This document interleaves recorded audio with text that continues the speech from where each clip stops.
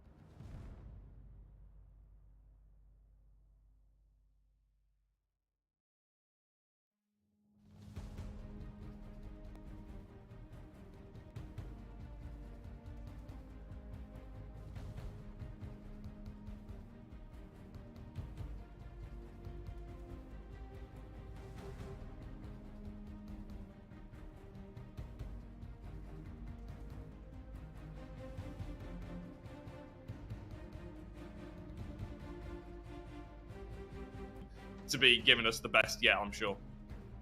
Yeah, definitely. It really does have a bit of everything. It's got some high-speed corners, it's got some of the tight and technical sections as well, and lots of places where you can launch an attack on the driver in front if you want to make progress, and indeed if you have to make progress from a championship perspective.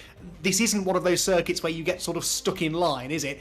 Not that we've seen a lot of that this season anyway. Generally speaking, Jack, if a driver has wanted to make progress, they've just rolled up their sleeves and done it.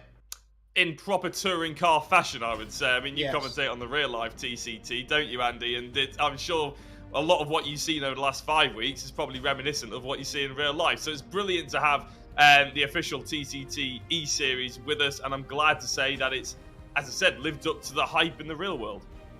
Yes, indeed. It is, as I said, a big night of racing. We hope we don't have any more technical issues. If we do, apologies in advance, but we hope that we'll be able to stick with you for the remainder of the night, because there is a lot up for grabs here. As we've said, we have prizes available to the top 5 finishers in each class at the end of the season. The end of the season is now just 2 races away. These are those prizes. The champions in both the gold and the silver class will share a test day in an official TCR UK car, and that is one of those real money can't buy opportunities. Well, I suppose money can buy, but lots of money required normally to get yourself half a day in a proper thoroughbred touring car, and this is something that's on offer for the champions in both of those classes. Second place in both classes receives an OBP Esports hydraulic pedals, a set of pedals of course, some top of the range equipment there, as well as indeed the Riggs SR5 simulator chassis up for grabs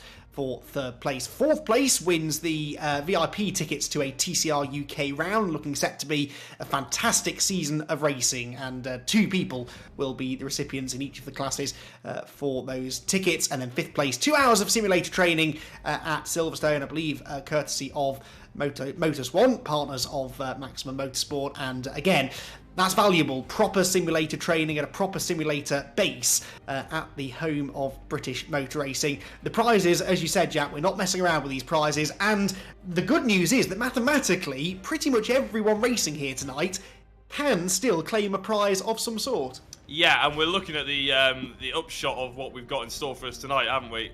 Fantastically close championship, but Jordan Brennan at the moment is in the driving seat, if you pardon the cliche, but he's right up there with 133 points. And Jack Mack, who just missed out on Tuesday in the MX5 championship we run to Jack Smith, will be hunting for blood yet again. He'll be trying to come back and this time beat Brennan. However, Jack Smith won't be going down without a fight either in third place. Those 3 drivers very close to each other for the top 3 prizes.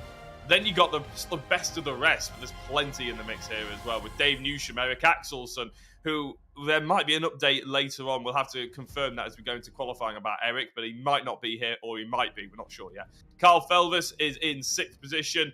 Again, not really been his championship, but he's been improving steadily over the course of the 5 weeks. Nicky Taylor, back from his holiday, still in with a shout as well.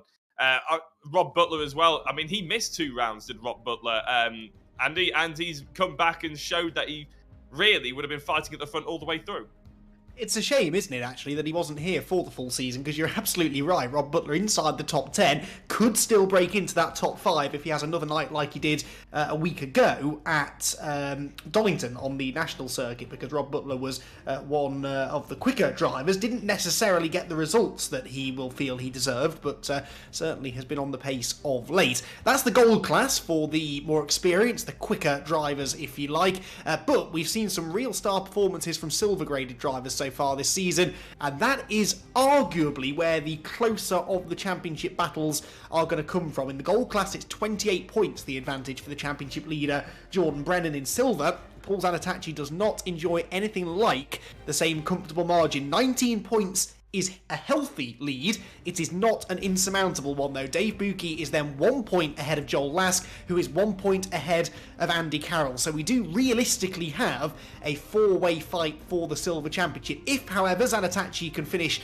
ahead or directly behind the likes of Buki, Lask and Carroll in the first race tonight, there is a good chance that he'll wrap up the title before race 2. That, though, in such a competitive class, is far from guaranteed. Martin Johnson, meanwhile, holds on to that 5th place at the moment. 15 points clear of Kenny Press.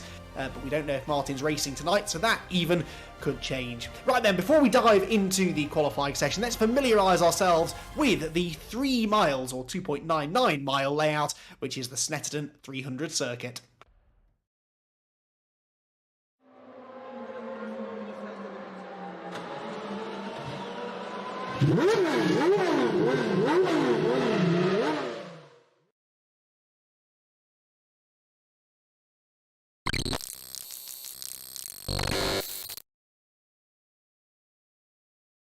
So as we come across the line, it's Snetterton 300 for the last round of the Maximum Networks Touring Car Trophy powered by VRRC. It's turn 1, 4th gear, trying to get on that apex line and hold a tight line and super hard on the throttle super early. Now down towards the scary tree, that force is no longer there, but this hairpin definitely is.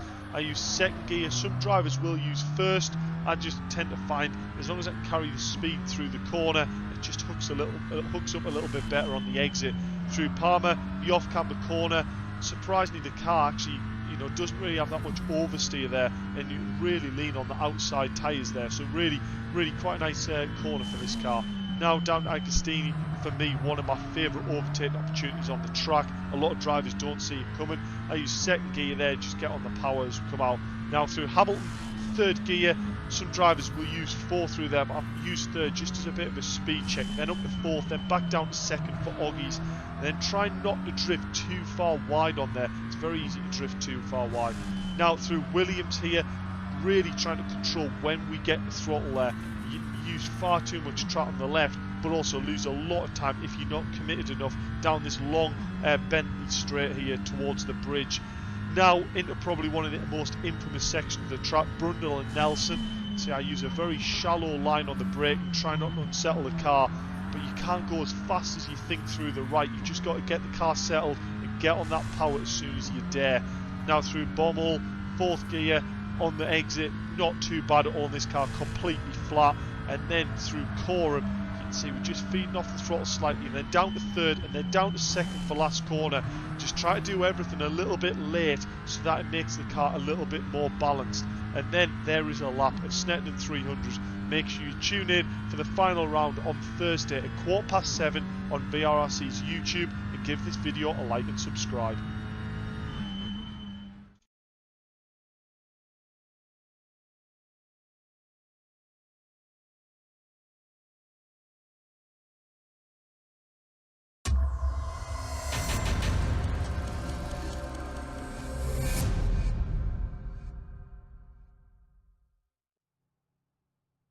Takes quite a while to get around the Snetterton 300 circuit, the longest of the 3 layouts officially that the Snetterton circuit boasts, and certainly that can play its part in qualifying, because we've got 15 minutes for the qualifying session. As you can see, we're well into that session now, and yet most drivers still haven't really set a fully representative time, so it's not going to be, Jack, like we've seen at most of the shorter circuits this season, where you can go out on a set of tyres, do 2 or 3 laps, pit, change them, go back out again. We've even seen some drivers doing 3 runs in qualifying. Jordan Brennan, I think, did it a week ago at Donington Park. That's not possible here tonight.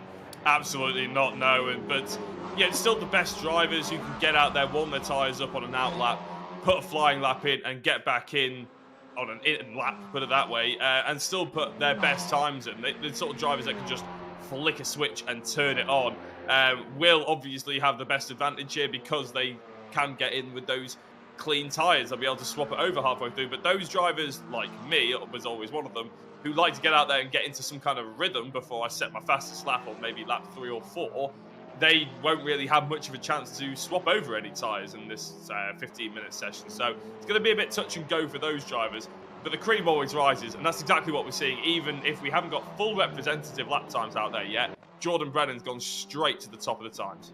Yeah, 53.8. Callum Newsham, who was a bit of a star of qualifying a week ago at Donington, is only just over a tenth behind him, ahead of Nicky Taylor at the moment. Now, what of Jack McIntyre, who is the only man who can beat Jordan Brennan to the championship in the gold class now? He's down in 6th place, half a second off pole, and just ahead, albeit half a second ahead, but 1 place ahead in position, of this man, Paul Zanatachi. Paul Zanatachi then making his way out onto the backstretch. Zanatachi just needs to be slightly ahead or slightly behind Dave Buki, Joel Lask and Andy Carroll tonight in order to beat them to the championship. And right now, Jack, he's got Lask and Carroll not exactly breathing down his neck time-wise, but they would at the moment line up right behind him. I think I was saying when we were building up the suspense when everybody couldn't hear us, unfortunately, about how the pressure really does build in a championship, and big prizes causes that pressure. Remember, the silver category, you get exactly the same prizes as the gold. So Paul Zanatachi is going for that half a day in a TCR car, which is something I imagine he never thought would be possible, considering obviously he's a silver class sim racing driver. So around Snetterton, it's already difficult enough, as I'm sure you know, Andy, from driving it plenty of times in the sim as well. It's a difficult track to get right, lap in, lap out. There's so many different variables. Add the pressure of not only a championship, but a prize of that magnitude. And Zanatachi, he's done everything he needs to so far in qualifying, but once he gets in the race, if he starts just getting in the mix with a few golds who he doesn't need to battle with, those mind games are going to be really difficult to sort of bring him back down to earth, I suppose, and focus on the race ahead of him. Yeah, absolutely, and it is one of those laps as well where some of the most challenging corners actually come in the final sector through Brundle and Nelson into that corner there at Murray's, which I know you're a big fan of, Jack. It's easy to make a mistake through those corners, and you can have a perfect lap up until that point, and then you mess it all up in the final sector, and that's it. Your lap has gone. Whoa, that's Jack Smith getting it all wrong in the first sector through the left-hander at Palmer's, gets it caught, but that won't have helped his mid-corner speed. I noticed that Jack McIntyre is now provisionally onto the front row and very, very close to Jordan Brennan as well. And also noticed, Jack, that we are getting some people heading to the pit lane, so having only set maybe 2 full flying laps, drivers choosing to come in and change those tyres anyway. Yeah, I mean, that's what I was saying before, isn't it? It's what do you do? Do you just keep going with the rhythm, but know you'll have worse tyres, but you might actually nail the lap, you might get your lines right, or do you come in, change the tyres, and just try and use the advantage of having those fresh tyres to sort of just think, okay, I'm going to be able to do it. I have faith in myself. I'll get out there. I'll manage to put my best flying lap in that I've ever done. For me, as I mentioned before, I was always a rhythm kind of driver. I wouldn't like to come in and trade off tyres and think about strategy towards the next 3 races. When I drove in the Ginetta Super Cup, I would go out there and pretty much use an entire set of tyres for my qualifying. I'd go out for 15 minutes and I would leave every single second out on track to do as many laps as I could. Whereas Harry King, who's obviously gone on to do much better things than I have in the realms of motorsport, he used to go out, do 1 lap. It would take him 5 minutes in qualifying. He would come in and then just take his helmet off and go back to the garage, even with 10 minutes to spare, because he knew he could go out there, set a flying lap, and save the tyres. So if you got that ability, it can really work in your favour. Yeah, absolutely. It is a real special skill that drivers have to just switch that performance on at literally a moment's notice. Pit lane, a very busy place here. It's always a congested pit lane at Snetterton. You can see the pit exit is pretty busy as well as drivers try and get themselves back into the session. Andy Carroll here, significant this, is ahead of Paul Zanatachi at the moment. So Andy Carroll, who arrives here at Snetterton 21 points off the championship leader Zanatachi within the silver category, is at the moment out qualifying him. That's significant because he gets track position if he stays there at the start of the race, but also significant because pole position in each class for this first race is worth 1 bonus point. 1 point does not sound like a lot, and indeed in some ways it isn't a lot. However, it could be the difference in the end between winning a championship and not winning a championship, or in particular for Carroll, Lask and Buki, the difference between finishing 2nd, 3rd, 4th in the championship, because there are only 2 points separating 2nd, 3rd and 4th in the silver category. So even if they can't go after Zanatachi, it is important for those drivers to outscore each other as well. I hope you got your Excel spreadsheet up and running, Andy, tonight, because there's not a chance that I can do these sort of mental maths in my head. Luckily, Tom O'Farrell is quite quick with the old calculus as well, as he has been at every championship finale we've been broadcasting over the past year or so. So fingers crossed he'll be able to work it out, even if we can't do it on the fly. The fantastic thing about the way the server is set up and the sort of service that VRRC provides is the fact that in between race 1 and 2, the championship standings will update live as well, which is fantastic because it means race 1 we can sort of relax with the calculating and all that sort of thing. The computer will do it for us.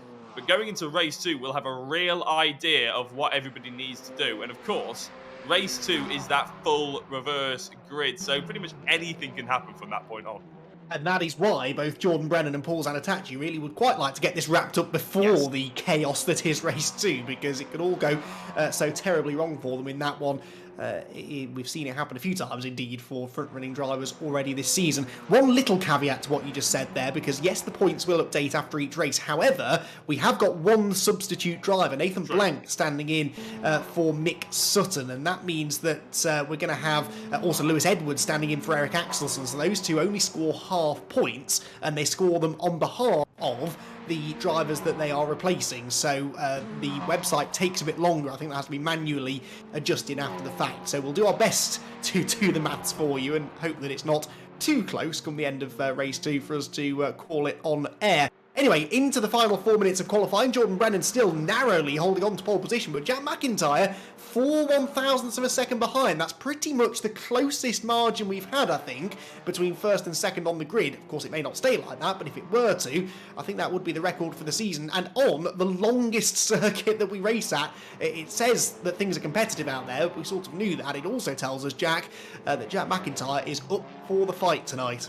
I was going to say 0.04 of a second, the gap between two drivers that are posting lap times with a 1:53. It takes 1 minute and 53 seconds to get around this circuit. Normally, I wouldn't say you're expecting that closer margin, but you'd be more likely to see it at a Brands Hatch Indy, aren't you? Where it's a tiny circuit where you're only going around for about 45 seconds.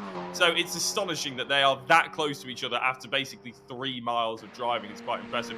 Jordan Brennan comes across the line. It's not an extension of his pole position time, but Jack McIntyre, I can tell you, is on a green sector 1.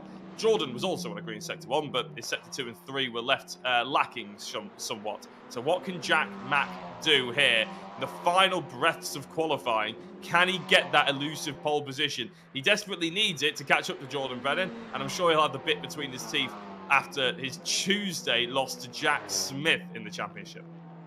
Yes, most definitely. A point to prove then for Jack Mack, who rattles over the curb a bit out of Murray's corner. The car looked beautifully planted through Brundle and Nelson. Has he been able to convert that into a quick enough lap time for pole position? He crosses the line, and the answer appears to be no. But he's got time if he wants it for 2 more laps. Whether he's got the tyres left underneath him to improve now awaits to be seen, but he has got time to have another couple of goes. Big moment there for one of the Newshams coming out of the final corner. They're chasing Nathan Blank, who I just mentioned is substituting this weekend and going quickly. 3rd place at the moment within the silver category.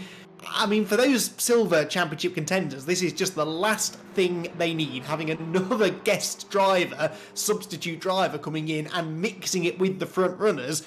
It complicates things as far as us working out the maths, but it also complicates things for those drivers who are trying to fight each other for a championship, because Nathan really has nothing to lose, and he is not going to be afraid to stick it to those championship frontrunners.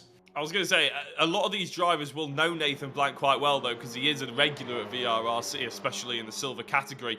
And the ironic thing, or the slight fun fact, I should say, is the fact that on Tuesday, Nathan Blank and Mick Sutton, who of course Nathan Blank is substituting for Mick Sutton tonight, was separated by 1 point and kept tossing and turning the championship between each other over the 2 races on Tuesday. So the fact that those 2 bitter rivals have actually ended up one substituting for the other is quite good fun. As Jordan Brennan goes a little bit quicker, and I think that probably will secure that pole position.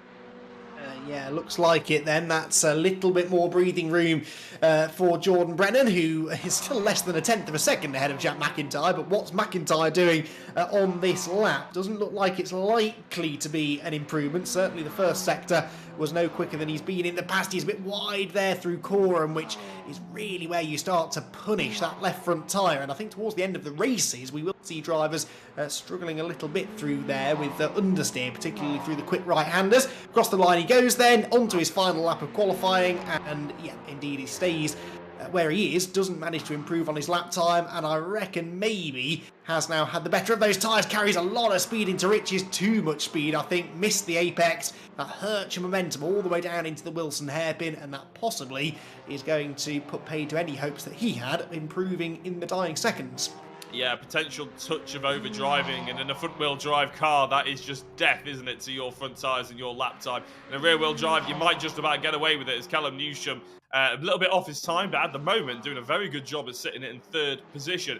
One driver who would probably say is underperforming, well, they'll probably say they're underperforming as well, and not where they want to be, is Jack Smith, currently in 5th in qualifying, and nearly 4/10 off front runner Jordan Brennan. And of course, Jack Smith, not really in, well, he hasn't got a chance in catching Jordan, but he'll want to pip Jack McIntyre to second place. And at the moment, he is nowhere near it. Yeah, only 9 points behind Jack in the championship is the other Jack Smith, but hasn't been able to...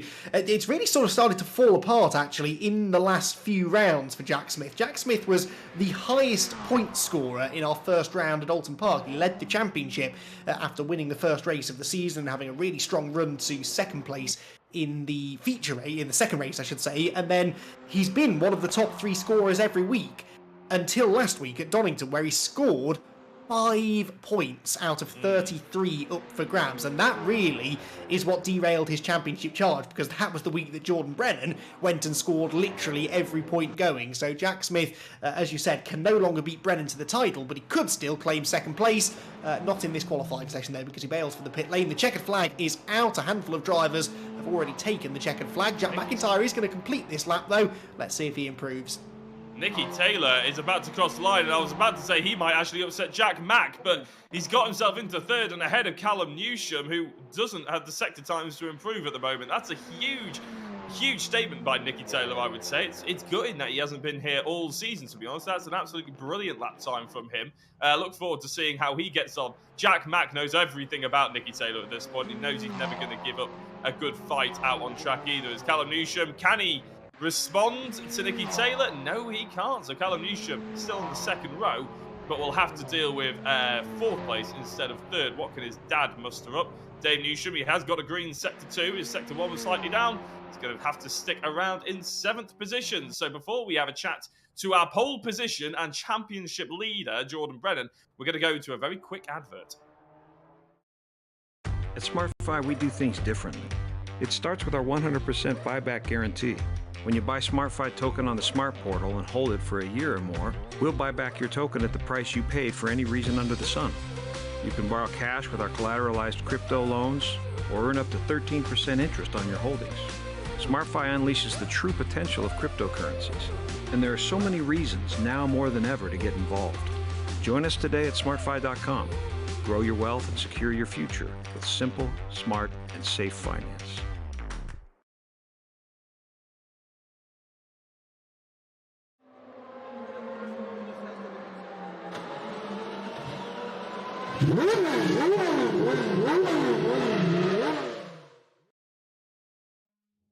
Welcome back everyone to the Snetterton 300 circuit, the virtual Snetterton, for the final rounds of the Maximum Networks Touring Car Trophy powered by VRRC. I'm struggling to think of new questions to ask our guest in the commentary box, because Jordan Brennan has been the qualifying king all season long. We've spoken to him after pretty much every qualifying session this season, and here he is again on pole position for what could be a pivotal penultimate round of the championship. But, Jordan, I am going to try and drum up some drama here, because Jack McIntyre was not far off your time, was he? No, yeah, fair play to him. He's done a fairly quick time there. I was up a couple of attempts on my lap, so I was on for a 5, but I just couldn't put the lap together, so fair play to him for actually putting the lap together and getting that close. It's tough around here, isn't it? Because it is such a long lap, and there are so many corners that come at you, especially in that middle sector. We were talking about it during the qualifying session. You can get to the end of the lap and then suddenly make a little mistake and the whole lap is ruined. So you've got to be quite disciplined around here. Yeah, I think that's going to be the key in the race, to be fair. You could pull a gap out of half a second throughout the lap and then lose it all in the last corner. So it's just going to be a difficult one. Just get your head down and get on with it, I think. Obviously, you're on the verge now of claiming the championship. That bonus point puts you 29 ahead of Jack McIntyre. What is the game plan here in race 1? Because Jack obviously is pretty quick. He's going to be determined to get past you. How hard do you fight him here if he does come up to challenge? If he does come to challenge, then and I know it's I don't know, it could end badly for me. Then there's no point. Just let him go and just follow him around. Okay, so you're going to try and play this sensibly then, understandable. You'd obviously love, though, to get another couple of race victories here. You've got the pace to do so. We wish you the very best of luck in what could be the race that gives you the championship. Yes, thank you. Jordan Brennan then will start from pole position for the penultimate round of the championship coming up in just a few minutes' time. The drivers making their final preparations then ahead of 20 minutes of racing. An interesting point there then, Jack, that I discussed with Jordan Brennan. Jack McIntyre ain't going to let him have this without a fight, that is for sure. Whilst Jordan would love to, let Jack go if that happens and not risk a fight with him, if you give McIntyre track position, then McIntyre has control of the race and he has control of the pace of the race. The only way that McIntyre's going to win this championship is if he finishes multiple positions, lots and lots of positions really, ahead of Brennan in this race. So what I'm trying to get at here is that McIntyre has to be quite proactive about this. It's not just about getting the lead, it's about trying to back Brennan up into the rest of the pack potentially. Yeah, I think it would have been interesting if you'd asked the same question but about Nicky Taylor and if he's worried about Nicky getting involved with the fight. Because obviously, yeah, you could follow Jack Mack round in second place, but as you mentioned, Jack Mack could end up just holding him up and bringing him into the clutches of one of the hardest, most unforgiving racing drivers on the grid tonight, and that is Nicky, who's qualified in third. And if he doesn't have to fight with Callum too much, and he does end up maybe having a little bit of a nibble at Brennan will know that their nibble is coming. So I'm very interested to see how that dynamic plays out. But realistically, I think McIntyre will full well know, even if he wins this race, it's all about the reverse grid race in 20 minutes time, isn't it? And I think everybody at home probably knows that as well. Brennan's got an advantage, and that advantage needs to swing a long way the other way for McIntyre to have a realistic shout tonight. Yeah, Brennan essentially needs to basically not finish this race. We've got 8 gold class drivers entered into this race, which means the fewest amount of points that he'll score if he finishes is 3, and that would probably be enough, even if Jordan Brennan were to go, even if Jack McIntyre, were to go on and win the race. So this is going to be an important race, no doubt about it, for the 2 championship protagonists. The silver class, of course, Zanatachi got the pole position back ahead of Andy Carroll as well, so Carroll will be out to try and get past him and do basically the same thing that McIntyre's trying to do to Jordan Brennan. Here we go then, for the penultimate time this season. We're about to go racing in the Maximum Network's Touring Car Trophy, powered by VRRC. The drivers stand on the power, lots of wheel spin there from McIntyre, a bit more maybe than Brennan suffered from, and so it is going to be the points leader, I think, that holds the advantage towards Rich's corner. McIntyre slots in line behind him, but a good exit from Rich's could set up an attempted overtake into the Wilson hairpin. McIntyre is really, really pushing, runs wide over the grass, but I don't think he's close enough into the braking zone. Further back in the silver category, Zanatachi holding on to the lead. Dave Buki tries the outside line, and Callum Newsham, look, Jack, has got up into third place. Yeah, Zanatachi will be very pleased with the driver that's actually slotted in behind him, Carl Felvis, a gold driver in the sandwich of the silvers. He'll be very pleased about that, I'm sure. Andy Carroll obviously be trying to dispatch Kyle before he knows it, but a good start from Jordan Brennan, exactly what he needed to do. Jack Mack, he can't really ask too much more as Carl Felvis gets a little nibble at the backside by a charging Andy Carroll, shall we say. Forced, I think that was Brad Smith in the Smartfy car a little further back, obviously covering for Simon Thorpe, and Brad Smith actually gets bumped out the way by a Dave Buki, potentially, I think that was, as he goes through as well, and Andy Carroll gets loaded as well. It is rear ends going everywhere, the driver's having to avoid him, but luckily no more contact was made than the initial bump. That was Kyle Felvis, and that was a little bit of tit for tat, I think. I don't think Kyle enjoyed the little tap that they'd had at the previous braking zone and gave it straight back, but that's really hurt Carroll in his quest for the Silver Championship, hasn't it? Because he's down to 4th place in class now, and he's in a really difficult position, 3 wide, with Buki one side, and Brad Smith the other, and Smith is sideways and off, and crucially, where does he rejoin? Oh, no, he gets Buki! He gets Buki, they're both off the road, and Andy Carroll as well. You could see that coming a mile away. What a shame that it ended in that way. That's Buki's chances for the championship pretty much gone. And guess who comes out of all of that with a silver class lead? It's that man again, Zanatachi, as the safety car is scrambled. I was going to say, as soon as they came out of Williams, Andy, you could see that Brad Smith had nowhere else to go. He was forced over to that right-hand side onto the grass. And that's fine when you're going in a straight line. Your name's Kevin Estra and you're at the Nürburgring. But when you're going into the braking zone of Brundle and Nelson and you're on the grass, you're always going to get it spat out. The problem was there was nothing Brad Smith could do about it. He couldn't come back on the circuit. The other drivers weren't letting him back on. So all of a sudden, They end up having that big contact, and it's, as you say, championship pretty much over for a number of drivers that were involved. It's nothing that we like to see. We never like to see a championship be settled in that manner. All we can do is keep going with the mathematics, and all these drivers just need to get their heads back on, and after the safety car, see what they can do. Yes, so the virtual safety car is out then. Virtual in the sense that it's not physically on track, but the drivers have to slow down to safety car speed. It'll probably just be the one lap, and then we'll go racing again.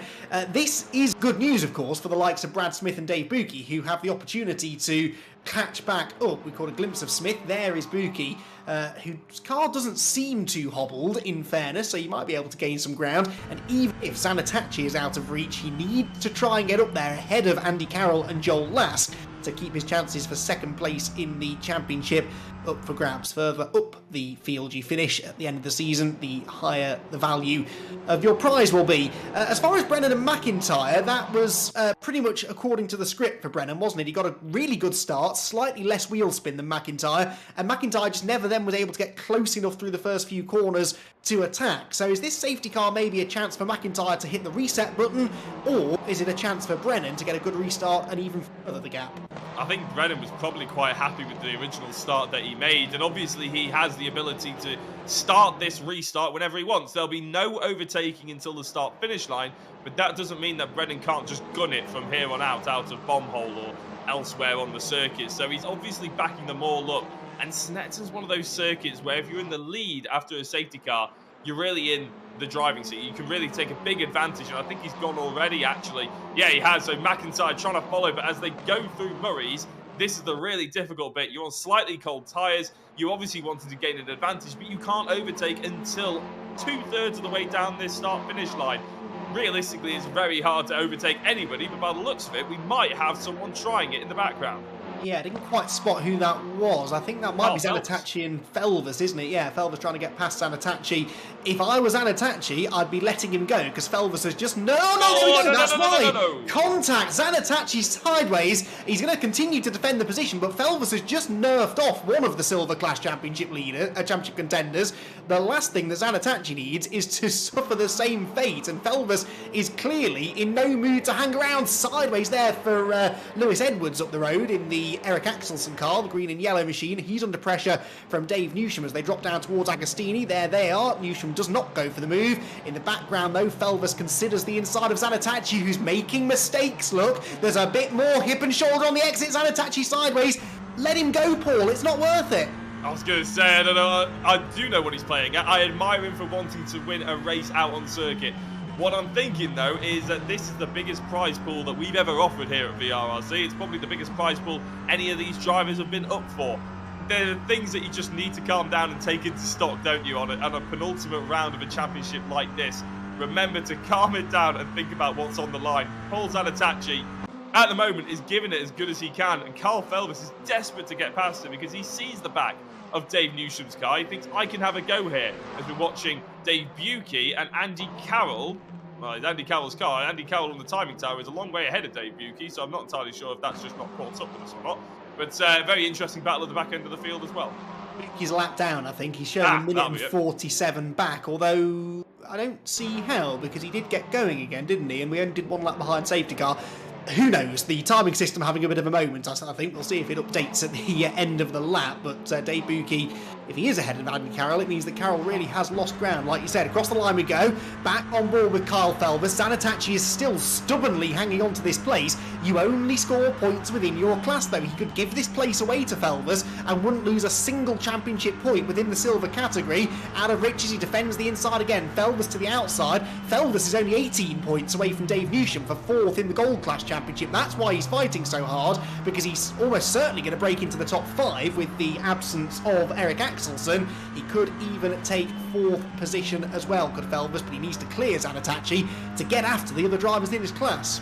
Mate, it's a headache, isn't it, that Paul doesn't really want to have to deal with right now, but Kyle is every right to try and go as forward as quickly as possible and join the fight. And by the looks of it, Paul, I mean, that's an apex you want to run late. That's a late apex, is Agostini.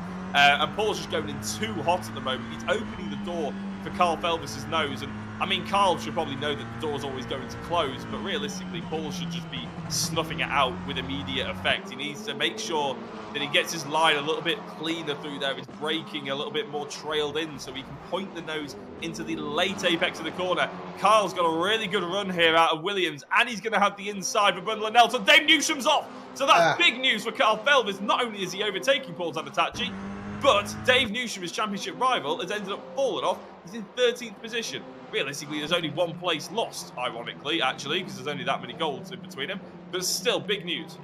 And it potentially, of course, gives Newsham Senior a decent grid position for race 2, but he won't be thinking about that too much right now. There then is Eric Bolton. He is 3rd in the silver class. Andy Carroll 4th. So Buki there, we believe, may have fast-tracked to the pit lane, basically. I'm assuming that in this sim there is a button you can press which sort of tows you back to the pit straight away. He's then rejoined, but it sort of docks you a notional amount of time, a lap or something, for doing that. So he is essentially a lap down, but still battling with these drivers. And of course, he may not be fully aware that that's the situation. He's alongside Bolton as they head towards Riches. He's got Carroll behind, and Dave Buki may well be thinking here that he's fighting for his championship chances still. I was going to say, realistically, I know in another sim in iRacing, obviously you can transport back to the pits once you're stationary, but then it gives you a towing penalty. And instead, of course, you can just return back to the pits, and then it's up to the championship to divvy out the punishment that if you do that. Obviously, Assetto Corsa has given him a lap down, essentially, because he has transported. So we'll go through that maybe in retrospect, shall we say, and let them fight it out on the circuit for now. Joel Lask is the only driver that can really upset Paul Zanatachi at this moment in time, Andy, because look at the gap between himself and those fighting cars, which obviously Dave Buki technically leads, but Andy Carroll is the next one on the timing tower. In fact, it might not be, because Eric Bolton just nudges his way through Hamilton's on the inside. That's a brave move. That's a tough place to make an overtake, that. Oh, and this is an even tougher overtake to attempt around the outside at Oggies through the right-hander, which opens out. Then another right-hander at Williams onto the back straight, very wide for Bolton. Carroll sees the chance. Bit of a hip check there on the apex. Another one there the other direction, going off the corner, and they run side by side. This is brilliant news for the top two in class, though, isn't it? Because Zanatachi and Lask are clearing off now, 5 seconds up the road from those two. And I reckon that even if Lask got past Zanatachi, Paul would still probably wrap the title up in this race. And this is brilliant news for the Silver Class Championship leader. It's not such good news, though, for Blank here, who is right by Nathan Blank, this is, who is in Nick Sutton's car. He wants to get past these two, but there just isn't the room for him to find a way past. No, there was room to find the apex, but Nathan was just unable to do it through bomb hole that time. That's actually why he came off. A lot of squiggling from Eric Bolton as you hit the brakes in towards Murray's. That is easily forgiven. That is, in my opinion, the hardest braking zone in British motorsport. Oh, it's awful. It's the hardest braking zone in British motorsport, in my opinion, that one. And you can see Eric Bolton's rear end just twitching around, and that's as he hit the brakes. The weight goes forward through the car, especially a front-wheel drive car, but all the heat is in the front tyres. The rear end just lifts, and you're just basically struggling through the entirety of that braking zone just to keep the car in a straight line. And then obviously you've got a really aggressive flick left as well, so just very tricky indeed. Anyway, I'll stop ranting about it because I could spend all 20 minutes doing it. What I will say is Nathan Blank jumping into this car, obviously he's been in it for most of the season, hasn't he? Just with different liveries on, substituting for different drivers. So it's no wonder that he's right in the thick of it. Yeah, that's true, actually. He's familiar with the car, with the fixed setup that is running this championship, so there's very little that the drivers can do to tweak the car to their liking. And Andy Carroll here, he's made some tweaks to his car. The right-hand side is not quite in showroom condition anymore, but he's gone cleanly up the inside of Eric Bolton there into Hamilton. That looked a bit too easy almost. Bolton's going to try and come back in now into Oggies. Doesn't go right round the outside, tries the switchback, tries to get back to the inside at Williams, can't quite do it. Dave Newsham is catching this group as well now as he recovers from his earlier moment at this very corner. Likewise, Brad Smith, after his dramatic moment on the opening lap down at Brundle and Nelson, is also a part of this battle pack, which weaves its way down the back straight, the Bentley straight, side by side in the background there between Smith and Newsham. Carroll looks like he'll hang on to the position. Does Newsham hang on? No, Brad Smith up into 13th place. Yeah, I think I was talking about Nathan Black before. I think I meant Brad Smith actually, who's pretty much substituted for every single driver. It's hard to get your head around some of these substitutions sometimes, but equally both drivers doing a brilliant job. And this battle for silver it's the one that we sort of bookmarked at Alton Park all those weeks ago, wasn't it, Andy? Where the fact that we thought maybe the silver drivers and the silver championship would be the closer of the two.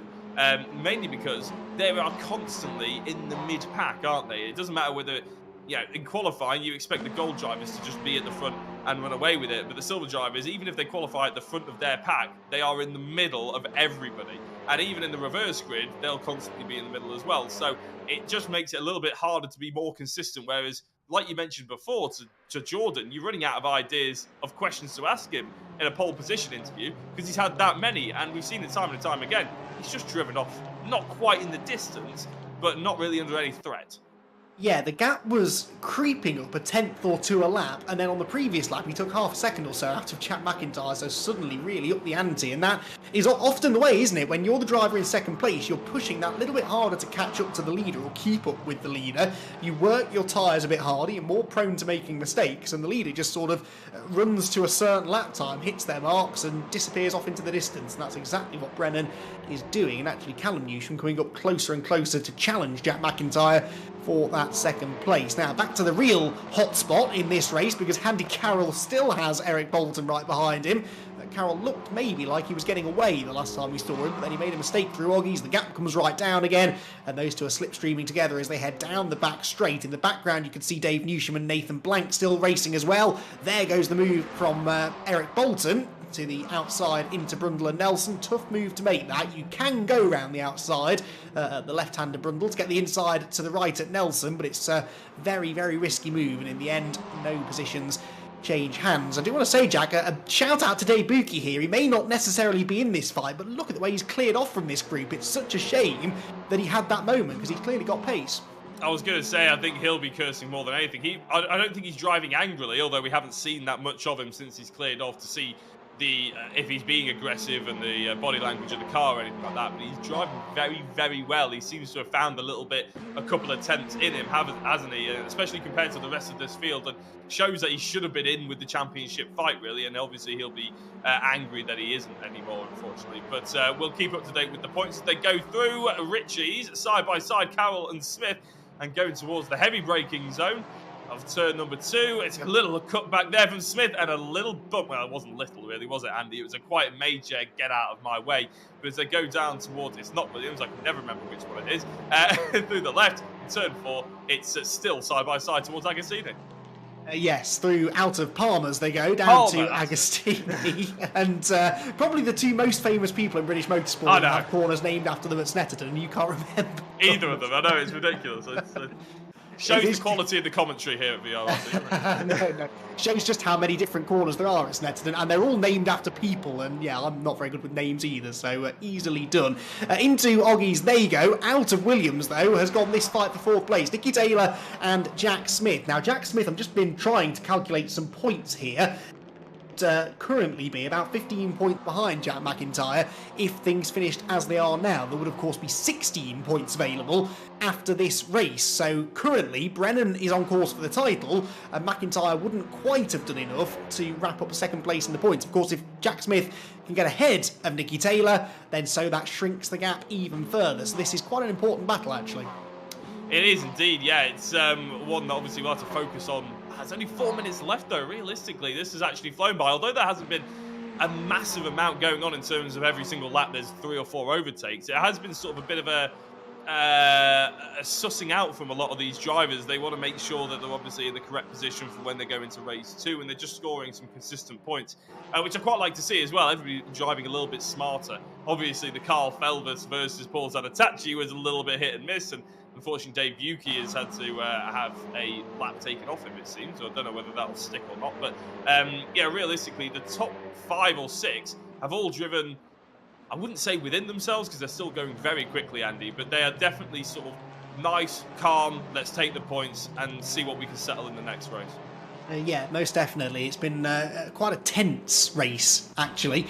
Quite a cagey one from a lot of drivers. Snetterton can sometimes deliver those sort of races as well, where it's very close, but you have to be quite bold to make an overtake, because most of the places to pass around here are on corner entry, whereas at places like Donington, for example, and Thruxton, it's all about carrying the speed through and off the corner. So you force someone to defend, you get the better run, and then you pass them down the straight. Here, you kind of have to do it under braking, and that means you've got to really be confident that you're A, going to get the car stopped, and B, not drive into the driver that you're trying to overtake. So it can be tricky sometimes, although there are plenty of places to try and overtake. It can be difficult to actually pull it off. Certainly Jack Smith hasn't given up yet, though. We're going to be going on to the final lap. This time we might just sneak 2 in, actually, because they're lapping underneath the 2-minute mark, aren't they? Yeah, I think we will get 2 more laps in after this. So Jack Smith has plenty of time here, and if Nicky Taylor's starting to use up the best of his front tyres, that could lead to more opportunities here for Smith to get through. You could, Ian, you're absolutely right, yeah, and obviously a little bit of slipstream does help him, but an interesting point that I just thought of as well, Andy, is we always go on about how it's fixed setup, all the cars are exactly the same and everything like that, and that obviously does level the playing field, but as we mentioned, you're going into corners trying to outbrake other drivers, and Jack Smith looks like he's outbroken himself a touch there.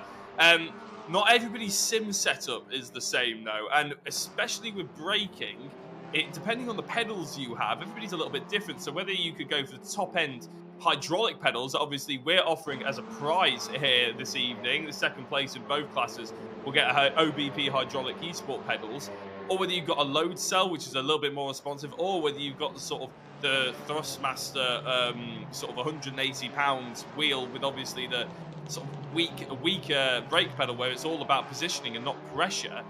That can sort of play a big part in how you brake. So the drivers with the OBPs and the hydraulics and the load cells and everything like that will have a better opportunity at sort of brake tracing through the corner and being able to potentially lunge those other drivers. So although the cars out there in the simulated world are the same, everybody's setup's a little bit different. So that could play a bit of a cause as well in certain overtaking manoeuvres. Very good point. I haven't thought of that. Yes, yeah, absolutely I hadn't right. until 30 seconds ago either. I'm impressed. Yes, that's something that actually doesn't get spoken about enough, I think, in sim racing, that people do have different setups, and yeah, that will change perhaps the level of control they're able to have over certain elements of the car. So yeah, good point, well made. That we're about to go on to the final lap of the race. Jordan Brennan now 1.2 seconds up the road from Jack McIntyre. Callum Newsham driving a steady race in third, but actually a steady race is exactly what he needed. He's not had that many steady races up to this point. He's always been quick as Callum Newsham, but he's just been accident prone, or people around him have been accident prone at times, and he's just ended up getting caught up in one or two incidents that he would have been better off without. But third place would be a really solid drive here from Callum, and it would gain him an extra 10 championship points for his troubles. Jordan Brennan, though, is potentially less than a lap away now from wrapping up the title. As things stand, he would be provisionally the champion. Jack Smith there launches up the inside of Nicky Taylor. That was a brilliant move, but it's not done yet because the next three corners are left-handers, and that will favour the yellow and black car of Taylor, which has the inside line for Palmer's. They've got to keep it clean here as well. Does he leave Jack Smith room? Yes, he does. Good driving that from Nicky Taylor. He could have forced Smith wide. He left him a car's width, knowing that he still had the inside for Agostini. Yeah, very hard but very respectful as Nicky Taylor. He knows how highly I rate him in terms of racecraft, and I bet Jack Smith, he has some hydraulic pedals or a load cell, because that was definitely a fantastic overtake in a big lunge, but he couldn't get it stuck. So will he get another chance? Brundle and Nelson is an opportunity. I wouldn't do it going into Murray's out of Coram or anywhere like that, but I suppose one thing he might hope for is the fact that Nicky might start feeling the pressure, might start making a mistake himself.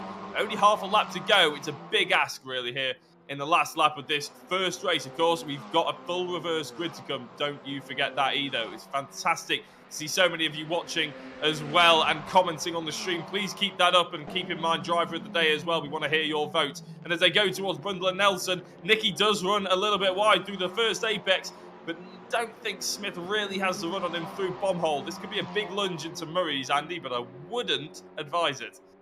He might have to do it, though. I think Jack Smith needs this extra place to keep his hopes of second place alive. He's going to have a go, I think. He's not close enough, but as Nicky Taylor outbraked himself. No, he hits the apex. Across the line goes Jordan Brennan. He wins yet again, and that provisionally gives him the championship. A fantastic performance under pressure from Brennan. McIntyre third, Callum Newsham fourth, and Nicky Taylor critically hangs on to fourth position. We'll do the maths on all of that in a moment or two. Paul Zanatachi across the start-finish line as well. He wins the silver category, and it looks like with the issues for Dave Buki, that will be enough for Zanatachi to wrap up the silver class championship. Again, we'll get that confirmed as soon as we can after this first race. Joel Lask comes home second in class, third for Brad Smith, fourth Andy Carroll, and Eric Bolton rounds out the top 5. An interesting race, that. A lot of pressure on a few drivers' shoulders there. In fairness, both Jordan Brennan and actually particularly Paul Zanatachi really dealt with that well. We'll have all of the lowdown after that first race, the penultimate round of the championship. We'll hear from our podium finishers as well in just a few minutes' time.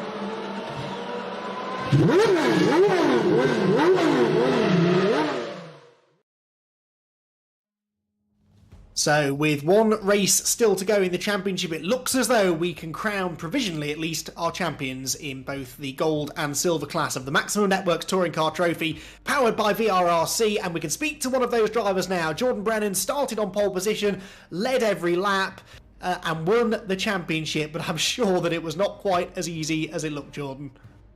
No, yeah, it was a good race, to be fair. I was making a lot of mistakes early on then.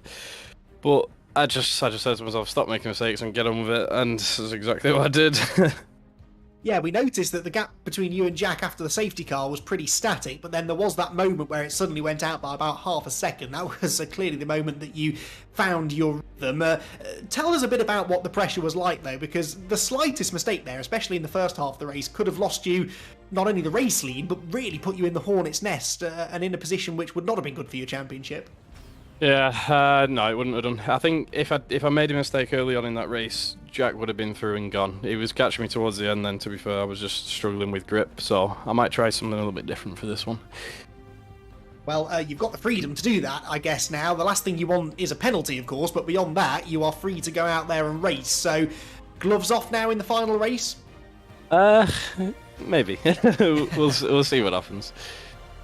Awesome stuff. Well, congratulations, Jordan, on the race win. Another race win, but crucially, that is provisionally the championship going your way. Congratulations.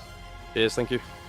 Jordan Brennan, then the race winner, provisionally the champion. Second place in the race, but we're trying to wait for confirmation as to whether he's confirmed second place in the championship or not, is Jack McIntyre, and he is with Jack Oliphant.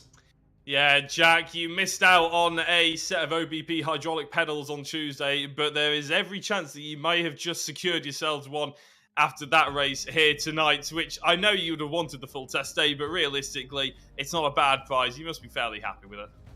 Yeah, look, I've just not really had the pace all season to compete with Jordan. I think I was going to be relying on a bit of bad luck on his part or some mistakes or something. So yeah, that never really happened, and you know you never really want to win that way anyway. So yeah, look, congrats to Jordan. He was the benchmark in this series. Well, I'm just having a look and very quick mental maths. I'm sure I'll be able to get it confirmed a little bit later on, sort of thing. But I think all you really need to do is finish in this race, and you'll be in for those pedals. Obviously, Smith is on 102 and you're on 117. So, reverse grid, big opportunity. As Brennan said, it's a bit of gloves are off sort of thing. But I suppose you still have to think a little bit about just keeping it conservative and finishing out there. Yeah, especially with the commentator's curse of just needing to finish. So no doubt I'll be in the wall at turn one. But you know, it was turn one reverse grid on Tuesday that I think kind of lost me the opportunity to win the championship. So anything can happen. Just got to try and keep it clean, I guess, and have a good and a fun race. Well, good luck for it, Jack. Hopefully, we'll be speaking to you after the race, race number 2. Cheers, Jack. Thank you. Yeah, Jack McIntyre, I've got 15 points up with 16 available, so I think you're right, Jack. He just needs to finish this race. Callum Newsham, meanwhile, put in what I would say one of his drives of the season there. You didn't do much, Callum, but you stayed out of trouble. You had strong pace throughout. Was it a bit boring out there, or were you just happy to finally have a clean race? It was a little bit boring, but the pace was all right. I dropped off at the end there, just made a few mistakes, but I just didn't want to really get involved with Jack and Jordan then, so I just kind of held back.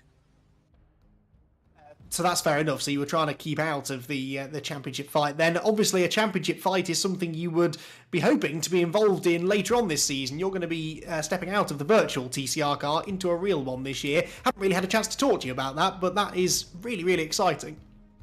Yeah, I can't wait for that. It's going to be amazing. We got, I think we're testing on 28th of March, so we'll see how it goes. Excellent. It's looking like being a great year in the championship as well. Great to have you on board, Callum. Congratulations on the podium. Good luck for the final race of the season. Cheers. So from the gold class now, Jack, to the silver class. And again, we think we've just crowned a champion. I was going to say very quickly, Paul Zanatachi. We've already spoken to one TCR test holder. I think we're going to be speaking to the next one now. Very quickly before you get into race 2, how does it feel to know that provisionally you've got that test day in the bag? Yeah, absolutely ecstatic with that. I think, really happy with how that first race went. It wasn't the easiest start, but really pleased overall after that, after I settled into a bit of a rhythm and just took the points. So super happy with that. Good stuff. Well, Paul, we have to let you go very quickly. Hopefully we'll speak to you after race 2 when we have a bit more time. Cheers. Thank you. Awesome stuff. Right then, it's always pretty quick fire stuff here on the VRRC. We're already set then for the second race of the night, the final race of the season in the Maximum Networks Touring Car Trophy, powered by VRRC. Dave Bahuki then on the front row alongside Dave Newsham. Interestingly, Newsham's been given the pole position according to that graphic. Anyway, they're on the front row of the grid. The quick drivers from race 1 are at the back, and this should be good fun. Lights out, away they go. Good start made there from the inside by Dave Buki. Further back, you can see McIntyre away well as well at the inside of Callum Newsham as they head towards the first corner. 3 and 4 wide in the background, but it's Buki from Dave Newsham at the top 2 through the first turn. Bit of a challenge there for place, bit of a challenge at the back as well as Brennan and McIntyre is side by side. Don't go 4 wide, that is never going to work. Thankfully McIntyre backed out of it. Brennan to the outside could end up in the weeds as well if he's not careful. They somehow all get through cleanly. Brennan does end up in the weeds, comes back on and tags McIntyre. Good job the championship decided between those two because it's getting a bit feisty. I was going to say, I think we would have already been off our seat if that was the case, wouldn't it, between those two? But they're both just feeling themselves out at the back of the field. Dave Newsham's going for a move on Dave Buki for the race lead, however, and actually Dave Newsham did get officially the reverse grid pole position because he did officially come last, and that is a backwards looking Eric Axelson, but of course we know that it's Lewis Edwards in that car. Paul Zanatachi has fallen down into 14th position as well, so lucky for him that the championship is sewn up provisionally, but obviously everything's provisional. He needs to score still decent points, really, to properly secure it. Eric Bolton in 3rd place, fighting with Brad Smith. It's a bit of a repeat of race number 1. The cars look very similar, but they're actually running for 2 separate teams. Brilliant switchback manoeuvre there. He just about got back in line before the car behind, which I think is Andy Carroll, got into the back of him. So Brad Smith might be able to get that place back as they head down towards the Brundle and Nelson complex. He does get it back. Second place in class. There's contact. Off he goes. Here we go again. Back across the road. Dave Buki avoids it this time, thankfully. And amazingly, the car is saved. He's going to rejoin. And that's interesting. So Brad Smith's going to rejoin, still in 3rd place, but he did technically cut the course there. This has got trouble.